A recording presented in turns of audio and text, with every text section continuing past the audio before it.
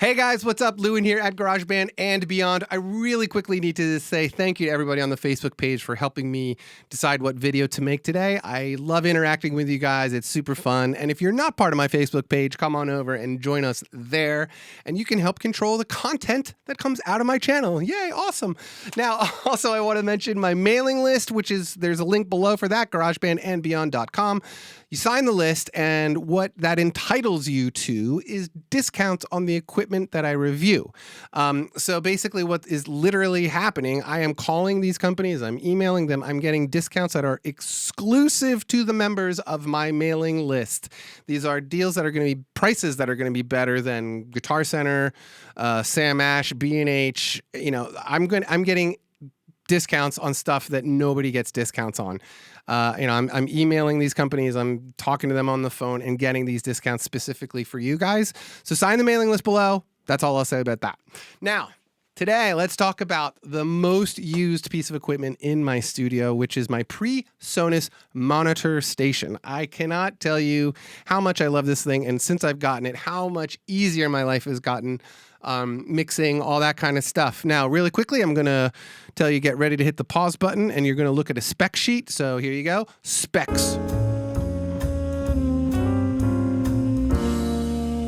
All right, so now you got a chance to look at some specs, and now I can just sort of talk about it and tell you what I do with it, right? So as many of you know, I have two sets of monitors. I have a set of M-Audio BX8s, which I love, and then I have a set of Avantone mix cubes, which are also great. So, you know, being able to switch through those different sound sources, through those sources, I just have to reach over here and push B. So B is for the Avantones in my studio, and A is obviously for my mains, my M-Audios. Now, the other thing that's really worth mentioning is how awesome the headphone outputs are on top of this thing. They're super loud and they're awesome. They sound really good, which isn't like a criteria, but they do sound good. But they're really, really loud headphone outputs. I will say that, and it's really great because a lot of guys, drummers, you know, people playing loud instruments like a loud headphone mix, and I'm able to deliver it with that. Now, the other thing that is super nice about this thing is the talkback button, which is, it's just so nice if you're a home recording studio guy and you know, like, you're like screaming across the room, or maybe you have like a 58 on a cable or something and you use that as a talkback mic. It's, you know, you can do it other ways, but it's very nice to have the talkback mic on here. It's just a super easy thing to use. Now, the other thing that's really, really cool about it is the mono button, which is right here.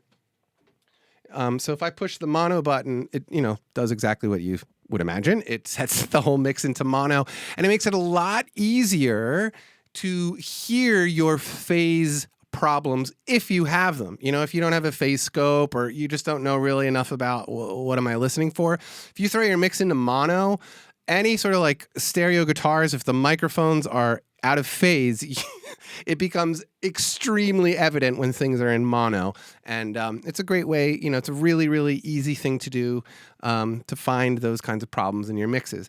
The other thing that's nice, and I talk about this, you know, I've talked about this for mixing, is the dim button on here, which is right there. And what that does is basically drop the volume of the overall mix so you can listen to it at a low volume. You know, if you don't know what the hell I'm talking about or understand why you would want to do that, when you're mixing, it's great to lower the volume pretty much as you can. And then when it's at the lowest possible volume that you can still hear everything, you will hear what is ever poking out too much. It becomes really, really obvious when the volume is very low. So if your vocals are too loud, or the crash cymbals, or whatever it may be, are too loud, you can just hit that dim switch and boom, it just drops it down, and you don't have to sit there and like go down and then go back up and go back down. You know, you have a nice sort of like a couple of standard settings, so you can go, you know, high and low, and fix your mix that way, which I think is super useful.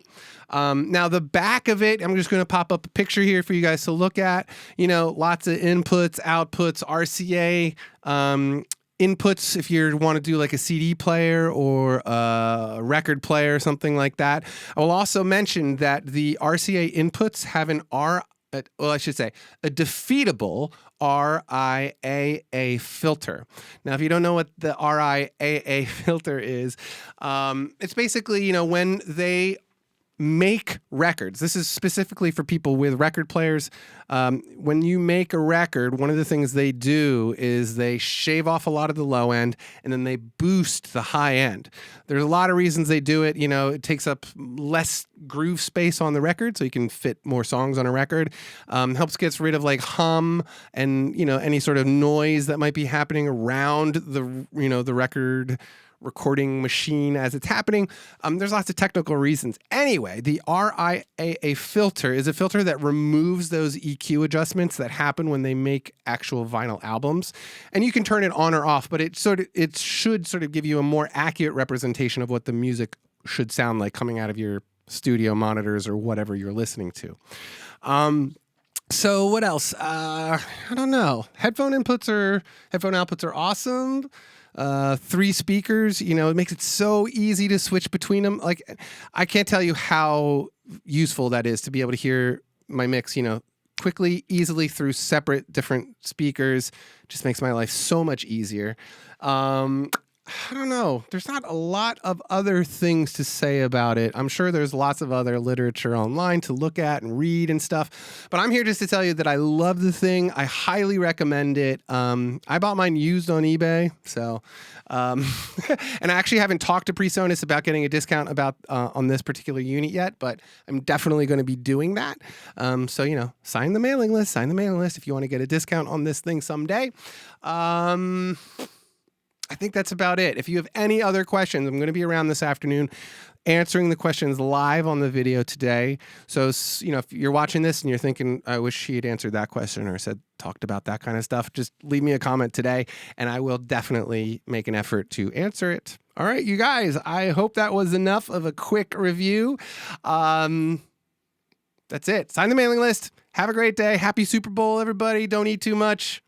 All right. See ya.